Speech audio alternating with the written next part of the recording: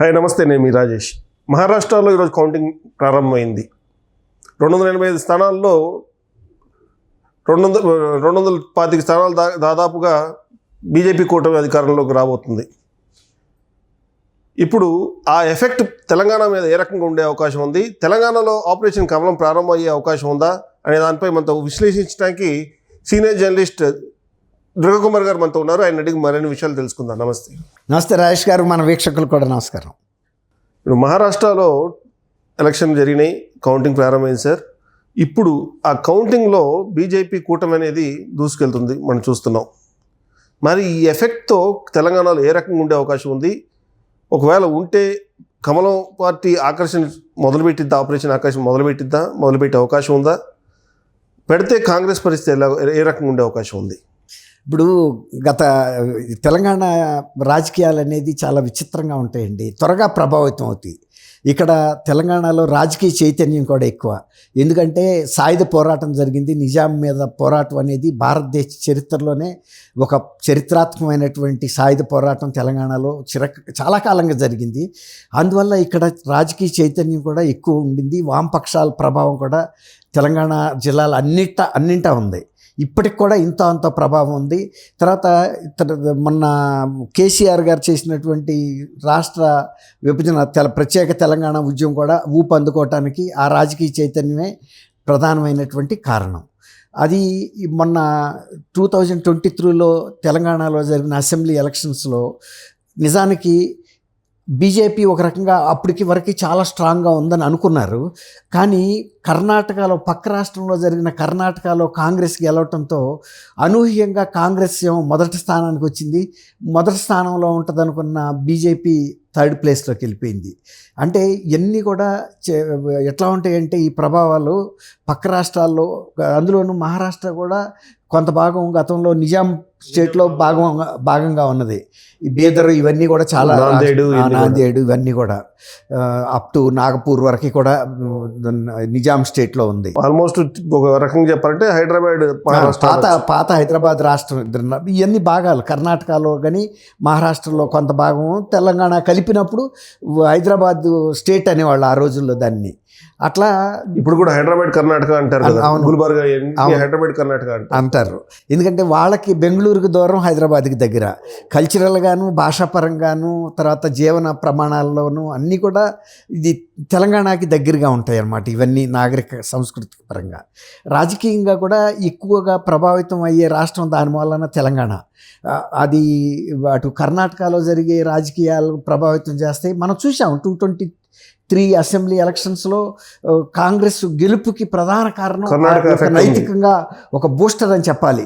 ఎప్పుడైతే కర్ణాటకలో కాంగ్రెస్ గెలిచిందో ఇక్కడ బాగా ఊపు అందుకుంది. రేవంత్ రెడ్డి ఊపు అందించినప్పటికీ కర్ణాటక కూడా కొంచెం యాడ్ అయింది. కొంత రేవంత్ రెడ్డి లీడర్షిప్ కొంత యాడ్ అయింది. దానికి తోడు అప్పుడు రాహుల్ గాంధీ, ప్రియాంక కూడా చాలా ప్రత్యేకమైన దృష్టి పెట్టారు. తర్వాత అప్పటికే బీఆర్ఎస్ మీద కొంత పార్టీ ఇన్కంబెన్సీ ఫ్యాక్టర్ ఉండింది, యాంటీ ఇన్కంబెన్సీ. అదే టైంలో కొన్ని జరిగిన సంఘటనలు, సపోజ్ ప్రాజెక్ట్ కొంగటం, ఇవన్నీ కూడా ఎలక్షన్ కొద్ది ముందుగా జరిగినాయి. తర్వాత కవిత మీద వచ్చినటువంటి అవినీతి ఆరోపణలు, అది ఢిల్లీ స్కామ్ గురించి రావటం, మనం రాష్ట్రంలో చూడమని వీళ్ళకి ఇస్తే వీళ్ళు ఢిల్లీ కుంభకోణాల్లో మునిగి తేలుతున్నారు అనే ఒక ఇంప్రెషన్ ప్రజల్లో. నేను ఇంతకుముందు చెప్పా కదండి, తెలంగాణ ప్రజలకి రాజకీయ చైతన్యం ఎక్కువ. అది 2 సార్లు ఆయనని ఒక తెలంగాణ పితగా గౌరవించి చంద్రశేఖరరావు గారిని ఎక్కించారు. కానీ 3వసారికి అది పనిచేయాల, 2 సార్లకే పనిచేసింది. అసలు చంద్రశేఖరరావు గారు ఏమనుకున్నారంటే తన జీవితకాలంలో తను ముఖ్యమంత్రిగా తనకు ఎదురు లేదు, టీఆర్ఎస్ పార్టీ కూడా తను జీవితకాలంలో ఓడిపోతుందని ఆయన అనుకోవాలి. ఇవన్నీ చూసిన తర్వాత మరి ప్రజాప్రభుత్వంతో ఏర్పడింది, వేరే ప్రభుత్వం, మీరు అన్నట్టు ఊహించని కాంగ్రెస్ ప్రభుత్వం ఏర్పడింది. ఇప్పుడు మహారాష్ట్ర అదే చెప్పబోతున్నాను. మహారాష్ట్రలో కూడా ఇప్పుడు మహాయుతి కూటమి బీజేపీ, ఎన్సీపీ అండ్ శివసేనలో విభజిత వర్గంగా ఉన్నటువంటి షిండే వర్గం ఇంకోటి ఏంటంటే విభజితగా వచ్చిన ఈ రెండు గ్రూపులకి పార్టీ అధికార చిహ్నం ఎన్నికల గుర్తు బాణమును ఇది మన గడియారం గుర్తు అజిత్ పవార్కి వచ్చింది, ఇతనికేమో షిండేకి బాణం గుర్తు వచ్చింది. అసలు ఉద్ధవ్ ఠాక్రేకి వేరేది వెళ్ళింది. అట్లాగే అసలు పార్టీ వ్యవస్థాపకుడు ఎన్సీపీ శరద్ పవార్ గారు కూడా వేరే చేయాల్సి వచ్చింది. తర్వాత ఇంకోటి ఏంటంటే శరద్ పవార్ గారికి కొంచెం ఏజ్ ఫ్యాక్టర్ కూడా కొంత పనిచేసింది. దీంట్లో ఒకటి చూడొచ్చు, మనం మొన్న లోక్సభ ఎలక్షన్లో చూసినప్పుడు అయితే సరే అప్పుడు కూడా ఏ సింబల్స్ ఇట్లనే విడిపోయినప్పటికీ కాంగ్రెస్ అనే కూటమితోనే ఉన్నారు వీళ్ళు, ఎవరు శరద్ పవార్ కానివ్వండి ఉద్ధవ్ ఠాక్రే. కానీ ఆ రోజు కాంగ్రెస్కే ఎక్కువ వచ్చినాయి, కాంగ్రెస్ కూటమికే ఎక్కువ వచ్చినాయి. సరే ఆ సింబల్ ఎఫెక్ట్ పడింది అనుకోవడానికి కూడా లేదు ఇక్కడ కొంత. అంటే ఒక రకంగా అధికారిక సింబల్ వచ్చేటప్పటికి కొంచెం విలేజెస్లోకి వెళ్ళేటప్పటికి ఏంటంటే పూర్వకాలం నుంచి ఏ సింబల్స్కి అయితే వేశారో ఆ గుర్తు మీద వెళ్ళిపోతారు, ఫిక్స్ అయిపోతారు. అంతే తప్ప ఈ క్యాండిడేట్ని కూడా చూడరు, ఈ పార్టీలో చీలికలు వచ్చినాయి ఇది అని. ఇప్పుడు కాడీ జోడెద్దులు అని ఉండేది, ఆ కాడీ జోడెద్దులు పోయి ఆవుదోడ వచ్చినప్పుడు కాంగ్రెస్ని గుర్తుపట్టడం చాలా కష్టమైంది. అది దానికి ఆ రోజుల్లో చాలా పబ్లిసిటీ ఇవ్వాల్సి వచ్చింది. అదేంటంటే సుప్రీంకోర్టు ఆర్డర్ ప్రకారం అప్పుడు రెడ్డి కాంగ్రెస్ బ్రహ్మానంద రెడ్డి గారు ఈ ఇందిరాగాంధీ విడిపోయిన టైంలో ఇందిరా కాంగ్రెస్కి ఆవు దూడ గుర్తొచ్చింది. అట్లా తర్వాత అస్తం అవన్నీ మారింది, ఇక వేరే సంగతి. అది బహుశా నేను అనుకుంటాను 65-70s లోపల జరిగిన డెవలప్మెంట్. అప్పుడు మీరు పుట్టి ఉండరు నేను అనుకుంటా. అయితే ఏంటంటే ఈ రాజకీయాల్లో ఇవాళ బీజేపీ ఇప్పుడు మొన్న మూడోసారి మోడీ రావటం, కొంత ఆ గ్లామర్ కేంద్రంలో ఈ ప్రభుత్వం ఉండటం, షిండే కూడా కొంతవరకు బాగా ప్రభావితం చేయగలిగాడని మనం చెప్పాలి. ఆ షిండే ఇప్పుడు ఈవి వర్గంలో ఉండటం, తర్వాత కొంచెం కాంగ్రెస్కి మహారాష్ట్రలో ఈ మధ్యకాలంలో ఎప్పుడైతే శివసేన వచ్చిన తర్వాత గతంలో ఎదురులేని ఇది పరిపాలన కాంగ్రెస్ ఉండింది, ఎక్కువసార్లు గెలిచింది. కానీ శివసేన వచ్చిన తర్వాత బాల్ ఠాక్రే ప్రభావం ఈ ప్రాంతీయ పార్టీ లాంటిదే కదా. ఒక రకంగా ప్రాంతీయ పార్టీ, ఒక రకంగా మతపరమైనటువంటి భావాలు కలిగిన పార్టీగా కూడా శివసేన ఉంది. అట్లా శివసేన బలపడిన తర్వాత కాంగ్రెస్కి కొద్దిగా కష్టకాలం మొదలైంది. అక్కడ కొంచెం భావ సారూప్యత కలిగినటువంటి బీజేపీ శివసేన విభజితమైనటువంటి గ్రూప్ వచ్చి కలవటం, ఇతను మన ఏక్నాథ్ షిండే, ఇవన్నీ కూడా బీజేపీకి బలానికి యాడ్ అయినాయి. మోడీ అక్కడ కేంద్రంలో ఉండటం కూడా ఒక రకంగా యాడ్ అయింది. ఎందుకంటే మహారాష్ట్ర ప్రజలు ఎప్పుడు కూడా డెవలప్మెంట్ చూస్తారు, కేంద్రంలో ఏ ప్రభుత్వం ఉంటే ఆ ప్రభుత్వంతో ఎలా అయితే మనకి ఫండ్స్ ఎక్కువ వస్తాయి అనేది. అక్కడ ఎక్కువగా షుగర్ లాబీ ఉంది. తర్వాత మహారాష్ట్రలో ఈ విదర్భ సైడ్ ఎంత పావర్టీ ఉందో మళ్ళీ ఇతర ప్రాంతాల్లో అంత అభివృద్ధి కూడా ఉంది, డెవలప్మెంట్ ఉంది, బ్యాక్వర్డ్నెస్ కూడా ఉంది. విదర్భ ప్రత్యేక రాష్ట్ర డిమాండ్లు ఇవన్నీ కూడా ఇక్కడ ఉన్నాయి. కాబట్టి వాళ్ళు ఒక రకంగా ఇవాళ మోడీ మళ్ళీ 5 ఏళ్ల పాటు అయితే ఖచ్చితంగా అధికారంలో ఉంటాడు. కాబట్టి మనం సెంటర్లో ఏ పార్టీ ఉంటే ఆ పార్టీతో ఎలా ఉండటం బెటర్ అనే ఇది కూడా కొంత కనపడుతుందని చెప్తున్నారు. 220 సీట్లు 225 సీట్లలో లీడ్లో ఉందంటే ఆల్మోస్ట్ ఒక 10 సీట్లు అటో ఇటుగా ఎస్టాబ్లిష్ అవుతుందండి.